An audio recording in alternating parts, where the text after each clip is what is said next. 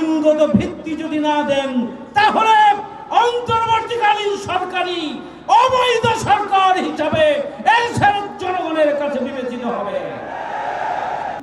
অন্তর্বর্তীকালীন সরকারের প্রধান কোন কারণে 73% মানুষের আকাঙ্ক্ষাকে পদদলিত করে পছন্দ মতো একটা রাজনৈতিক দলের নির্দেশ বাস্তবায়ন করতে চাচ্ছেন, আমরা তা বুঝতে পারি, আমরা তা জানি। সংগ্রামী ভাইয়ের আমার, জুলাই সনদের মাধ্যমে আইনগত ভিত্তি দিয়েই আগামী দিনে জাতীয় নির্বাচন দিতে হবে। যে জুলাইয়ের গণঅভ্যুত্থানের মাধ্যমে অন্তর্বর্তীকালীন সরকার ক্ষমতায় এসেছে, অন্তর্বর্তীকালীন সরকার তার ক্ষমতার 1 বছর পূর্তি করেছেন।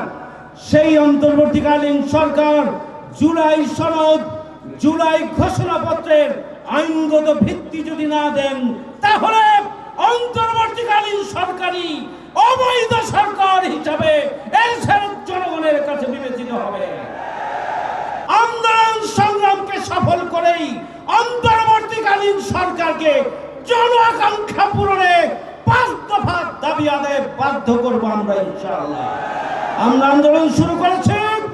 আন্দোলন কাকে বলে, কত প্রকার, কি কি, অন্তর্বর্তীকালীন সরকারকে হুঁশিয়ার করতে